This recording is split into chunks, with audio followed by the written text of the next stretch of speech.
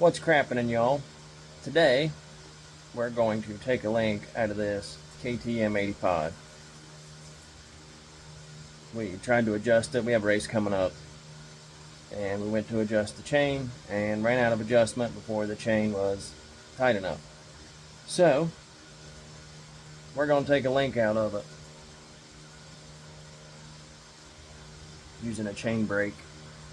Now, if you don't have one of these, I highly recommend you get it. I did it the old way, where you take a grinder and grind the rivet down, then beat the rivet out. Well, it can be done that way, there's no doubt about it, but this little guy's like less than 20 bucks. I think it's even cheaper than that. They're pretty cheap. We bought one at a race at a GNCC in Florida, and it's been a lifesaver, really. It makes it so simple, so simple. The first step in removing a link in this chain is going to be finding the master link. It's pretty easy to find if you know what you're looking for, because as you can see, all these are pretty much the same. Some might be a little more worn than others. And then there's that guy. It's got the little clip in it, and it's pretty easy to identify. Now, I know there's a million different ways to do this, and I'm not saying any of those ways are right or wrong. I'm just going to show you how I do it. I just take a screwdriver, make sure you get both of the ends of the clip. Take you a nice little flat head screwdriver and pop him off. That easy. And sometimes you will have to chase it. I'm not going to lie about that. It will take off on you. You get better where you don't send it into orbit, but you hit it hard enough to knock it off of there. Now, I always like to put this stuff all back together and then put it out of harm's way. Not that anything should get real rowdy, but it could. Now, you want to make sure before you get to rolling here, you can't break it there, because those two pieces won't go together. You have to take it back to this one. So you want to make sure you got enough chain before you take a link out of it, like that. Oh, my camera angles suck.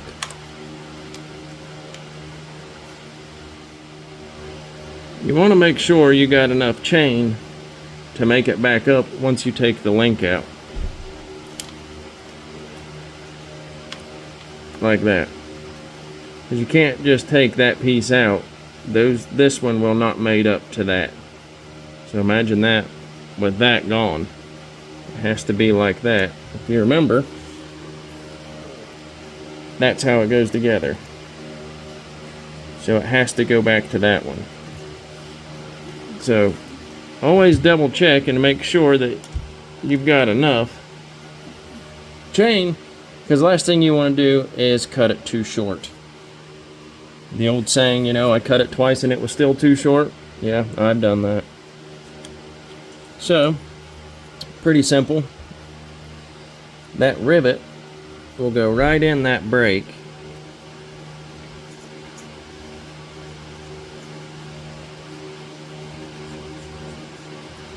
You want that rivet to land right there.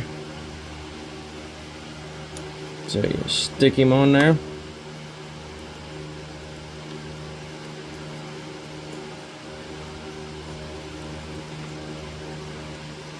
Make sure you got everything good and lined up.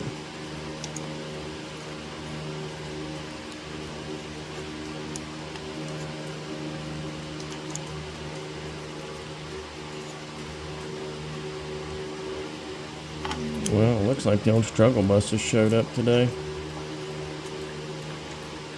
There we go.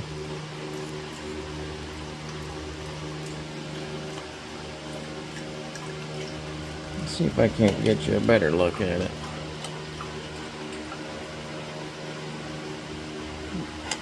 The brake actually has a little spot there for that link to specifically set in. Once you get that started, it pretty much lines itself up. Then I don't get too crazy with it. I just try to get it the first section. All it is the tightness, so it doesn't pop off. It just adjusts this, and then this pin is what you want to drive all the way through. And it's a 14 millimeter.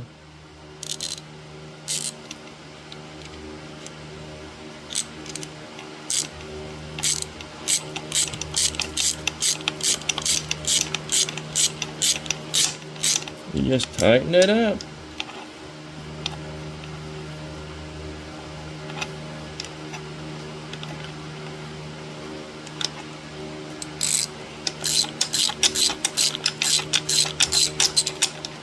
When it gets loose like that, that's when you know it's had enough.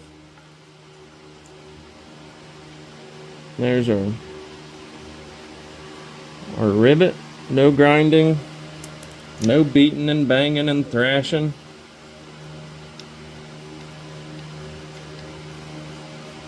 Really, really simple. A very simple invention, but man alive is it handy. And saves a ton of time.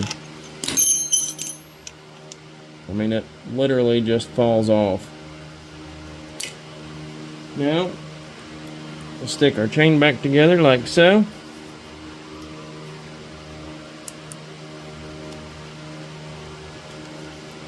Stick the master link through.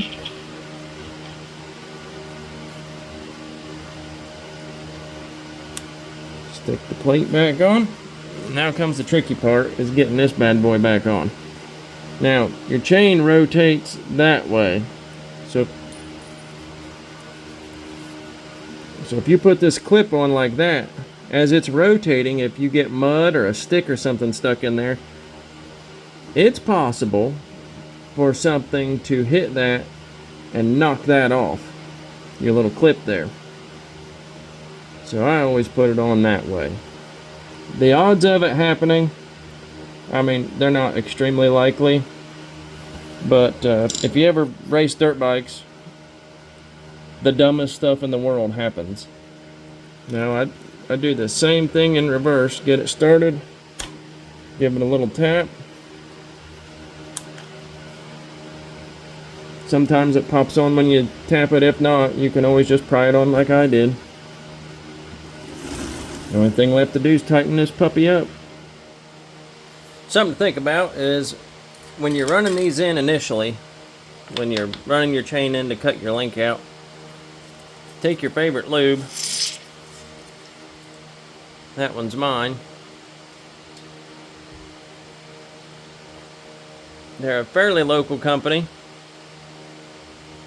They make really good products. Check them out. I'm not being paid for any of this. It's just what I use. But lube your bolts when you run them in. That way you can run that lube into these threads. Because if you don't, they will get stuck. I've had them break off before.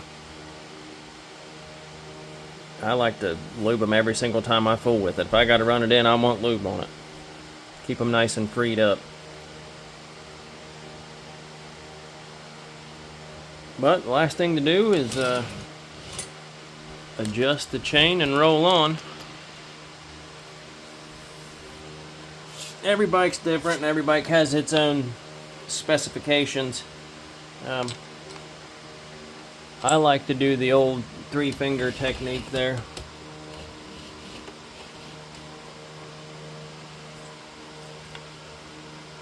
Your 3 fingers right here at the end of your chain guide.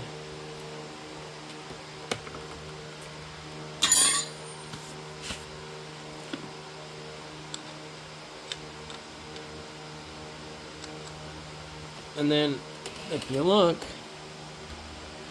on the KTMs, they got notches, so you just make the other side match this side. Relatively simple.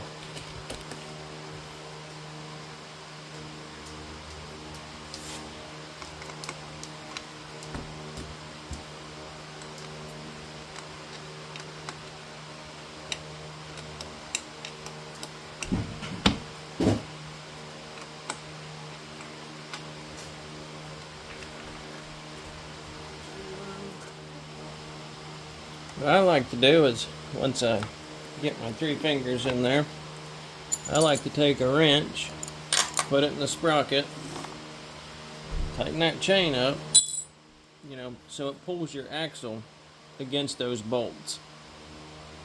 See your little block here, pulls it tight so it's even on both sides,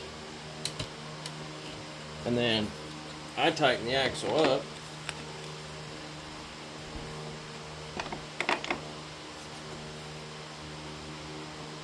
That way it can't move, and then take that out. Now I like to go ahead and just snug these adjusters back up. You don't want to crank on them, but I like to have them snug. And hold that bad boy right there. Tighten your jam nut on both sides.